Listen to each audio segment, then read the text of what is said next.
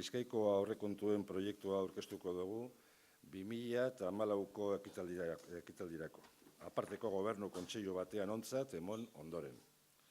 Apur bat modu positiboan egindako aurrekontua da, hainbat ekitalditan aurrekontuetan jaitsierak egon ostean.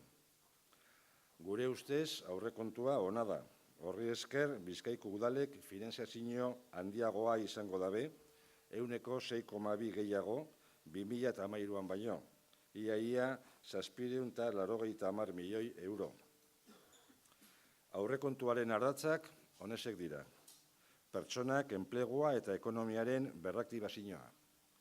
Hau da, Aldundiaren mendeko zerbitzu publikoak eta zerbitzu sozialak mantentzea, enplegua eta lanpostu barrien sorrerea sustatzea, baita inbertsio publikoa eta azpiegitura barriak be.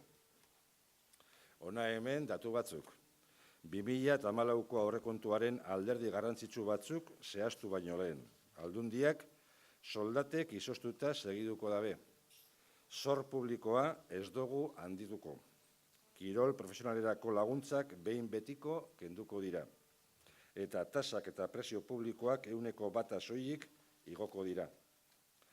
Konpromiso instituzionalak kenduz, kudeaketa propioaren aurrekontua 1.500 milioi euro izango da.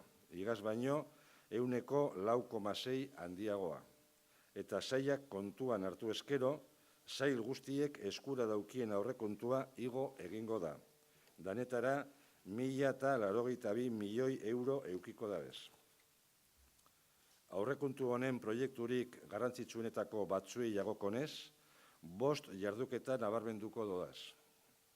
Alde batetik, 283 milioi euro baino gehiago adinekoentzako zerbitzuetarako, mendekotasunerako eta ezintasunetarako.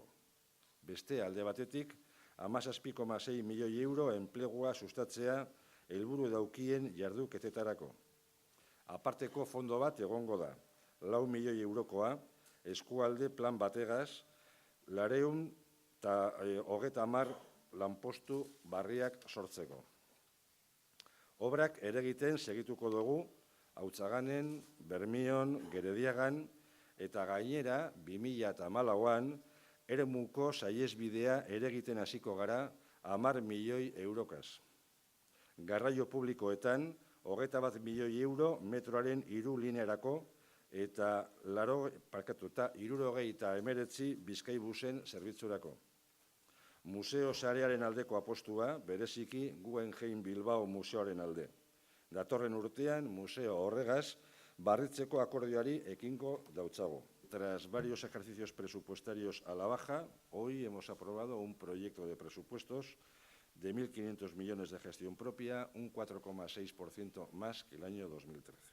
Un presupuesto con números en positivo, tanto para los departamentos como para los ayuntamientos. Udalkutxa, la financiación municipal, va a disponer este año de 790 millones de euros, un 6,2 más que el año 2013. Y un presupuesto centrado en 3 objetivos: las personas, el empleo y la reactivación económica. Un presupuesto cuyas prioridades son el mantenimiento de los servicios sociales y los servicios públicos dependientes de la Diputación de Vizcaya, el fomento del empleo y la creación de nuevos puestos de trabajo y la inversión pública en nuevas infraestructuras. Un presupuesto, como os decía antes, de la Diputación en el que vamos a mantener la congelación salarial, no por voluntad propia, sino por imperativo legal.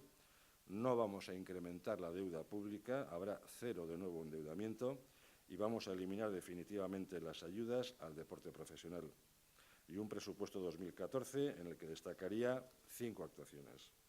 Los más de 283 millones de euros dedicados a servicios a personas mayores, dependencia y discapacidad, los 17,6 millones para actuaciones destinadas al fomento directo del empleo, con un fondo extraordinario de 4 millones para un plan comarcal, y en infraestructuras viarias continuamos con las obras en Gerediaga-Elorrio, Hautzagane, Bermeo, la variante Bermeo, y comenzaremos el año 2014 la construcción de la variante de Ermua. Mantenemos nuestro compromiso con el transporte público, 21 millones de euros para la línea 3 del metro en el año 2014 y 79 millones para el Bizkaibus. En cuanto a la línea 3, sí me gustaría remarcar un dato.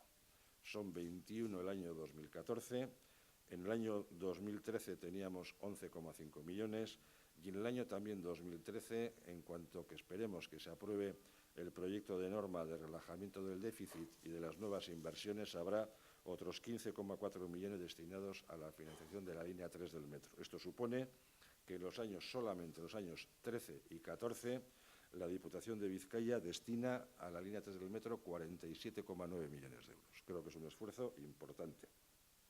Y para finalizar, seguiremos con nuestra actividad cultural de apoyo a la promoción cultural, a la red de museos de Vizcaya y especialmente, o con una atención especial al Museo Guggenheim, ya que el año 2014 debe ser y va a ser el año de la renovación del convenio que tenemos con la Fundación Solomon Guggenheim de Nueva York.